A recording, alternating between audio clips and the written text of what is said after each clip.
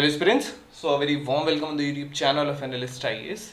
आज के टॉपिक डीकोडिफाइड में हम डिस्कस करेंगे स्टील स्लैग के बारे में। ऑलरेडी यूपीएससी क्वेश्चन से पूछ चुका है प्रीलिम्स में।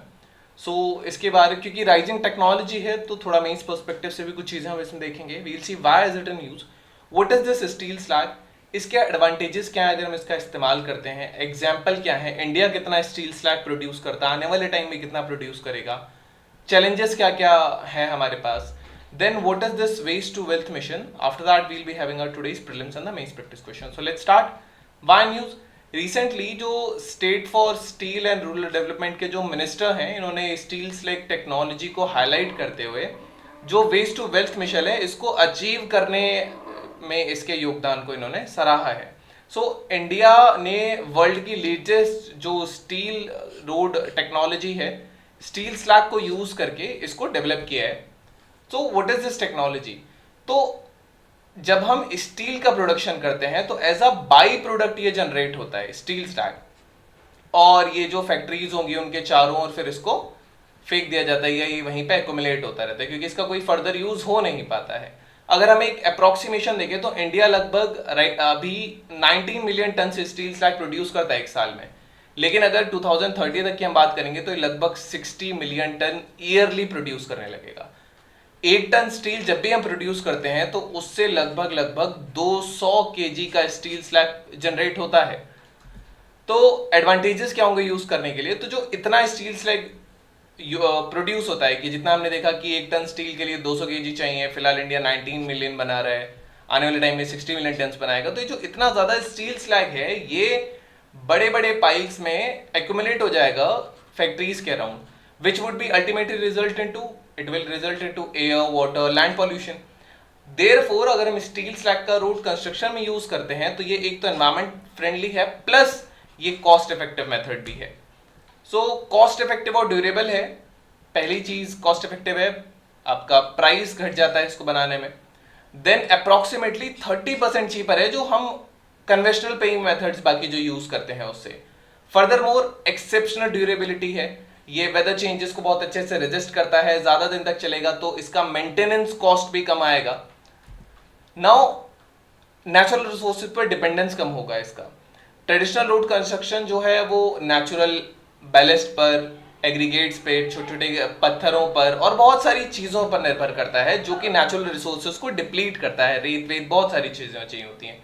लेकिन जो स्टील स्लैग टेक्नोलॉजी है ये इन नेचुरल सोर्सेज की जो रिक्वायरमेंट होती है इनको एकदम से ही एलिमिनेट कर देगा। तो वैल्यूएबल रिसोर्सेज को हम और ज्यादा कंजर्व कर पाएंगे और नेचुरल इकोसिस्टम को भी प्रिजर्व कर पाएंगे। एग्जाम्पल्स कहाँ कहाँ हैं इसके इंडिया में कैसे यूज हुआ है, तो ये आप ध्यान रखिएगा कि जो पहला रोड जो कंस्ट्रक्ट हुआ है इंडिया में स्टील स्लैग यूज करके वो सूरत गुजरात में हुआ था। And then National Highways Authority of India जो है इसने भी सक्सेसफुली इस टेक्नोलॉजी का यूज किया है and it constructed the national highway 66 जो कि मुंबई से गोवा के लिए एक हाईवे है। बॉर्डर रोड्स ऑर्गेनाइजेशन ने भी इसको यूज किया है। जो इंडिया चाइना बॉर्डर पर जहां बॉर्डर और ऑर्गेनाइजेशन रोड बनाती है, so along with the CRRI और टाटा स्टील, इन दोनों के साथ इन्होंने स्टील स्लैग का रोड बनाया था अरुणाचल प्रदेश में।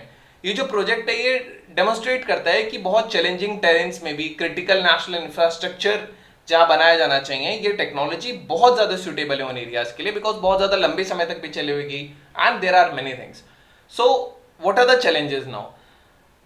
इम्प्रॉपर अगर अब डिस्पोजल नहीं होता है स्टील स्लैग का तो ये एनवायरमेंटल पॉल्यूशन में ये वाटर बॉडीज को इफेक्ट करेगा, एयर क्वालिटी, लैंड को इफेक्ट करेगा, वहां के सॉइल को इफेक्ट करेगा। देन वेस्ट मैनेजमेंट, जैसे जैसे स्टील प्रोडक्शन इंक्रीज होता जा रहा है तो हमने देखा कि लगभग 60 मिलियन हम प्रोड्यूस करने लगेंगे अप टू 2030। तो इतना ज्यादा जो ये जनरेट होता है इसका एक यूज करना और या इसको डिस्पोज करना एक चैलेंज बनता जाएगा आने वाले टाइम में। रिसोर्स अंडर यूटिलाइजेशन, इसमें वैल्यूएबल मटेरियल जैसे टाइटेनियम रह जाता है, निकल, वैंडियम, आयरन, एल्यूमिनियम, सिलिका, ये सारी चीजें इसमें ट्रेसेस फॉर्म में रहती हैं, लेकिन प्रॉपर टेक्नोलॉजी नहीं है ताकि हम इनको एक्सट्रैक्ट कर पाएं या बहुत कॉस्टली मेथड है। सो जो रिसोर्सेज हैं हम इसको पूरा फुल पोटेंशियल के साथ नहीं यूज कर पाते हैं, ना ही इसको सही से रिसाइकिल कर पाते हैं। So these are the things. Now what is this waste to wealth mission? ये एक मिशन है जो कि ऐसी टेक्नोलॉजीज को आइडेंटिफाई करता है या डेवलप करता है या डिप्लॉय करता है जो कि वेस्ट का इस्तेमाल करते हैं एनर्जी जनरेशन के लिए, मटेरियल्स को रिसाइकिल करना और उसकी जो वर्थ है उसको एक्सट्रैक्ट करना। जो वेस्ट टू वेल्थ मिशन है ये वन ऑफ द 9 मिशंस है जो prime minister science technology and innovation advisory council के 9 मिशंस हैं। उनमें से जो एक मिशन है वो है आपका waste to wealth mission, PM स्टीएक।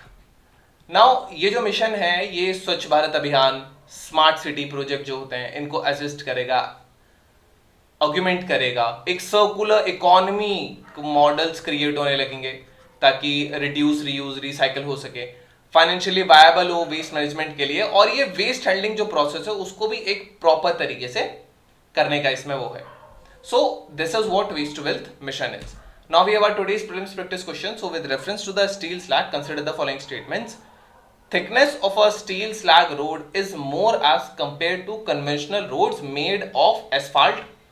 It can also be used in agriculture sector as fertilizer and as soil nutrient. Which of the statements given above is correct? So you can type the answer in the comment section. They'll let you know if it's correct or not. Then we have our second question, which is the main practice question. So keeping in view of the urbanization in India being accompanied with the lifestyle changes, reducing the individual carbon footprint for sustainable food production and consumption is a necessity. Examine this statement in the light of the Smart Cities program. This question is of 15 marks.